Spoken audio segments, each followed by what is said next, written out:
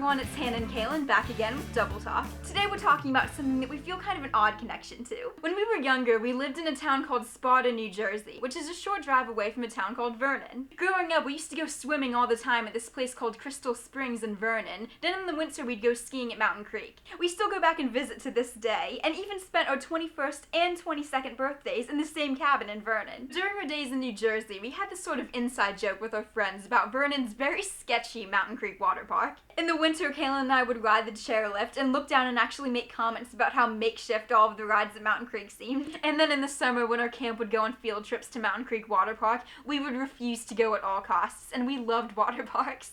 Now fast forward more than a decade, and there's an entire HBO Max documentary about Vernon's dangerous action park, the water park now known as Mountain Creek Waterpark. So we weren't crazy. We both watched the documentary and can't believe we went all these years without knowing Mountain Creek's insane history. And the park that we knew had already been made much safer since it had been known as Action Park. In fact, the name was changed to Mountain Creek Waterpark to get away from the controversy surrounding all of the incidents that happened in the 80s. And yet for a brief time in 2014, they actually changed the name back to Action Park. The whole thing is just so bizarre, and we're looking forward to talking to Seth Porges, who's the director of HBO Max's Class Action Park, about Action Park in the documentary. Listen in. Seth, the first thing I'm curious about is what made you want to tell the story of Action Park? I went to Action Park as a kid a couple of times, and everybody who steps foot in Action Park or has memories of stepping foot in Action Park, it's not something you shake. You know, you walk up to the gates.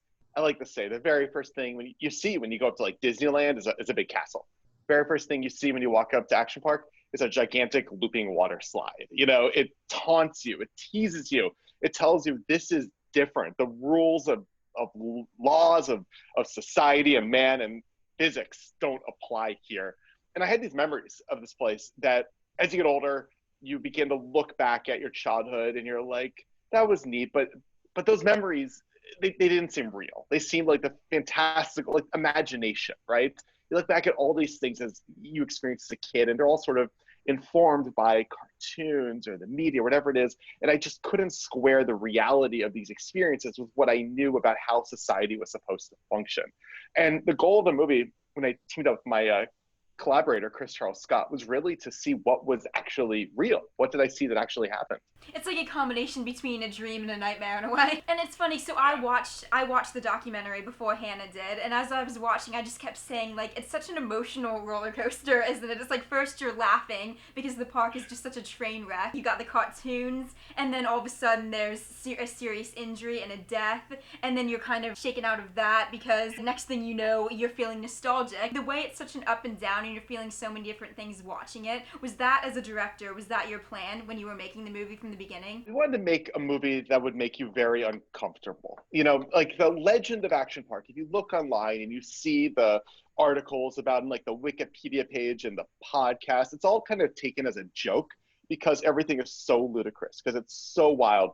And there's just something about it that is just innately funny. It's weird and bizarre, and it's not funny in the way of like, here's, you know, I'm making a joke. It's funny in the way of you shake your head because how the heck did this actually exist, you know? And we realize people have been spending years laughing at Action Park, and if they're going to do that, I think they have a right to some degree. They need to know what they're laughing at, and they need to feel uncomfortable about that. And so what we wanted to do with this movie was to make something that would make people laugh, and then immediately make them question their own laughter, question what they were going, like, why is this funny? What is it okay that I laughed at this thing a couple minutes ago? And so we're getting this amazing response where people are coming out of the movie and they're saying that these tonal shifts are making them feel very uncomfortable, and you know, like, good. Like, that's exactly the goal. That is exactly the goal. As you said, it's like a roller coaster or a looping water slide.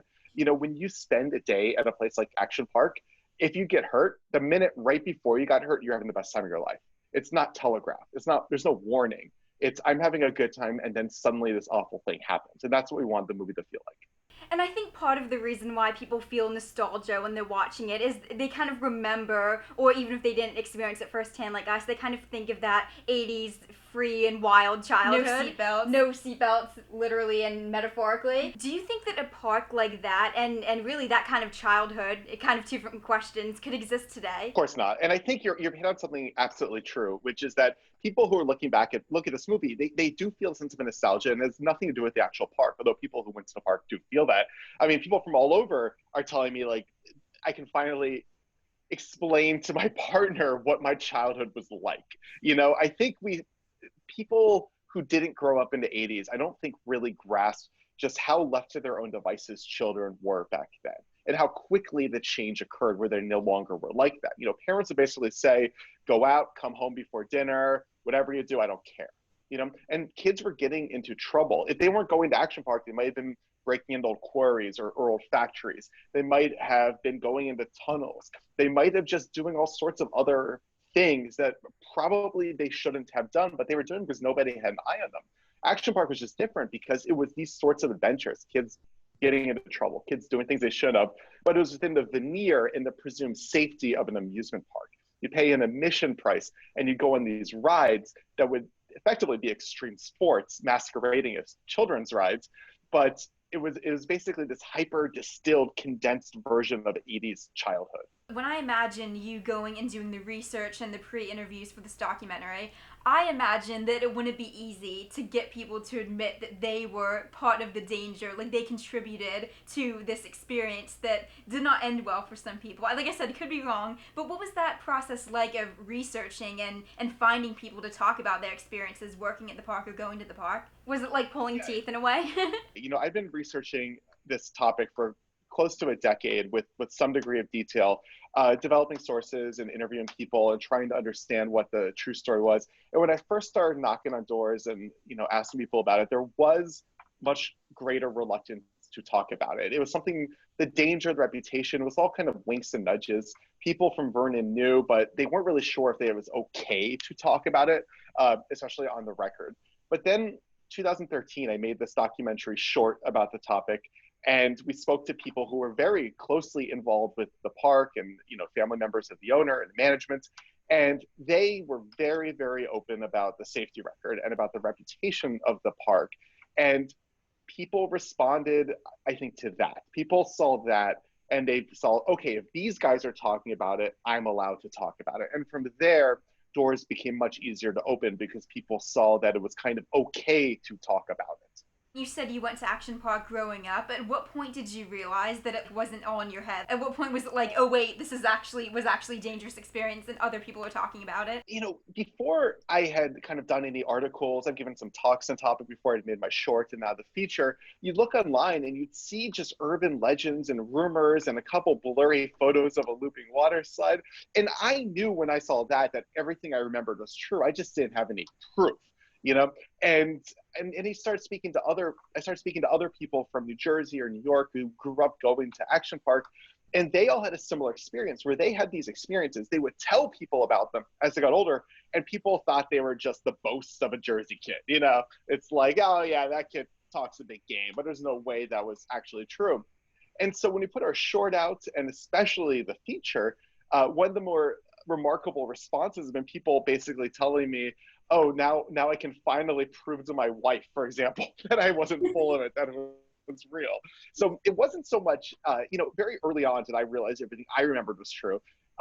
What was really remarkable is realizing how common this experience was, where people were either doubting their own memories or nobody else would believe their stories. And I was giving them some form of proof. In the documentary, we're introduced to Eugene Mulverhill, who's kind of like the evil genius behind Action Park. What do you think he'd think of the documentary if he was alive to see it today? That's a really good question. I don't think this movie would have been possible to make if he was still around. I'll say that some of the openness people had to talk about some of his business practices and whatnot, I have a feeling they would not have been willing to talk about had he been alive. He had some friends you don't want to mess with. He was the kind of person you probably didn't want to mess with.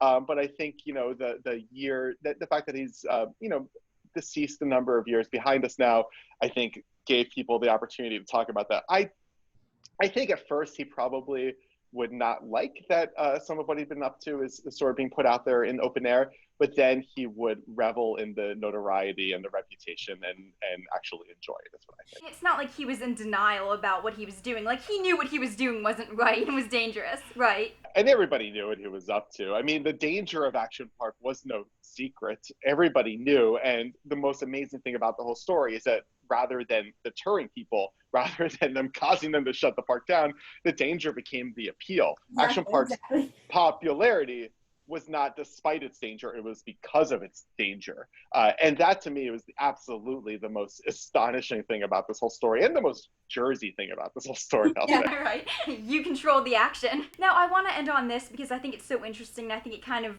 relates to something bigger and is completely separate from Action Park and just the specific story of Action Park. But towards the end of the documentary, there's a line that says, when you're talking and joking with your friends about something that happened to you, you know, you're laughing and It's all fun and games. and it's all fun and games, and you're talking about how messed up it is. And then when you're talking to a therapist about the same thing and about, you leave out the funny parts and you leave out that it's funny and you just talk about how messed up it is. And I'm wondering, kind of as a filmmaker, what went into the decision to end your documentary about Action Park on that sentiment, and what does it mean to you? So those lines were given to us by the comedian Chris Gethard, who just gave us this unbelievable, this remarkable interview. And I think he really summed up so beautifully the meaning of Action Park to us as we look back, and why it's a story worth telling, I'll say, which is that we all kind of look back at our childhood and maybe we make jokes about it and we laugh about it. And sometimes we'll laugh and make jokes about things that are absolutely, objectively speaking, terrifying, horrifying, and messed up. We laugh about them because what else can we do? You know, like that's how we get through the day. Doesn't mean, the fact that we're laughing about Action Park doesn't mean we think it was a good thing. And I think that was such an important point. The fact that you just spent 45 minutes or an hour laughing about Action Park, it doesn't mean you think it's a good thing.